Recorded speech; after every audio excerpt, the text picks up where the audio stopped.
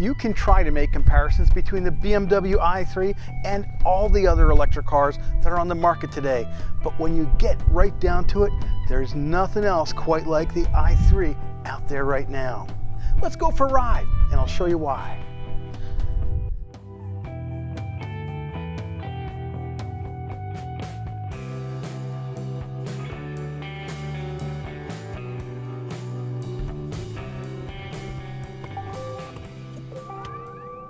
Upon entering the cabin, it becomes perfectly clear this is completely unlike anything on the road today. The interior is quite remarkable. Some folks are just not going to like it because it's pretty far out there. This is like a trip to the Museum of Modern Art, or perhaps to a really edgy Scandinavian furniture store. I think it's gorgeous, but that opinion will not be held by everyone. And for those folks, well, this car just isn't for you. Open the doors and you'll see exposed carbon fiber. Where else are you going to see that except perhaps on an Alfa Romeo 4C? But in a four-door sedan? No, not today, not in 2015. This body is all carbon fiber reinforced plastic. It is extremely light, and the way that it's built, the batteries are low as they can go. So you've got a really low center of gravity. So while the car looks really tall, the gravity is low, and this is incredibly unique. It handles quite well. Couple that with the remarkably responsive drivetrain, and it's kind of like a ride at the amusement park, because as soon as you step on it, it flies. Let off the accelerator pedal, and it pulls down kind of like a golf cart. You find yourself not using the brake pedal very much at all.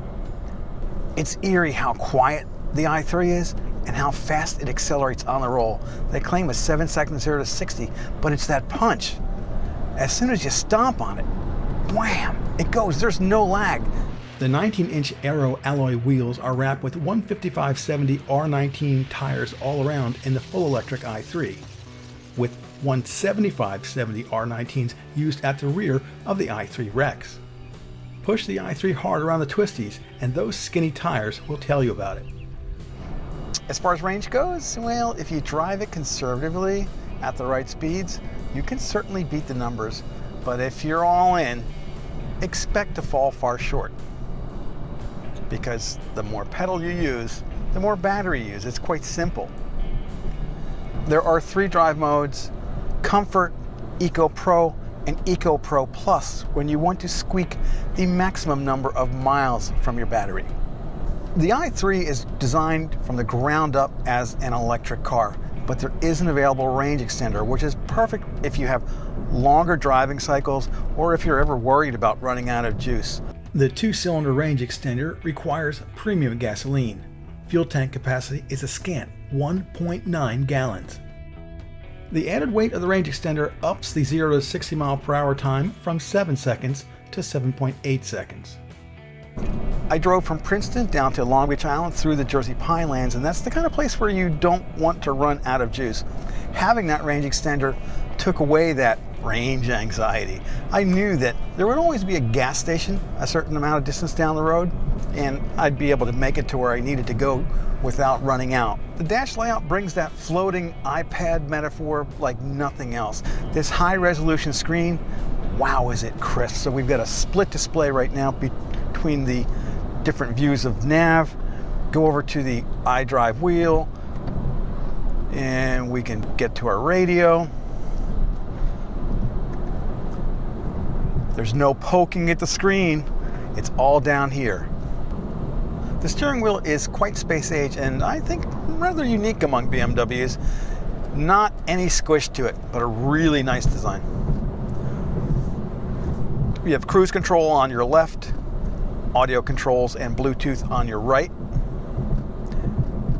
Your gear change between drive, reverse, and neutral up here. Very interesting. The EPA rates the i3's electric-only range at 72 miles. The range extender brings the total range up to 150 miles.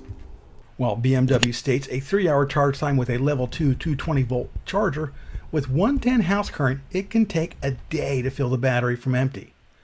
A DC combo fast charger, if you can find one, will provide an 80% charge in just 20 minutes. While the recycled materials, sustainably grown eucalyptus wood, and olive leaf tan leather trim are visually stunning, I was left with one big gripe about the interior: from my lower back. After hours in the saddle, I longed for adjustable lumbar support, although I did appreciate the 3-level heated seats. There are 12-volt outlets in the cargo area and in the center console, where you'll also find USB and audio inputs. The back seat provides 31.9 inches of legroom, 37.2 inches of headroom, and 49.2 inches of shoulder room.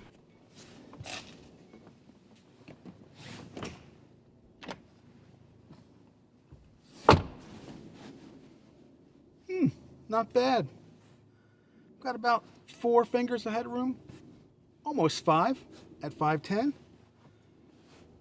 Comfortable seating position, kind of upright. Got plenty of leg room. Bit of a tight cutout for the knees. You don't want to drive with your knees together if you're taller. There is no center armrest. There are 2 cup holders down here. There's no 12 volt and of course no USB. Nice room in the cabin. Really interesting upholstery. Overall, plenty of room for 2 back here. Not 3, just 2. The luggage compartment allows for 11.8 cubic feet of storage with split rear seats that can be folded down from either the second row or the rear hatch. The wide openings provide easy access.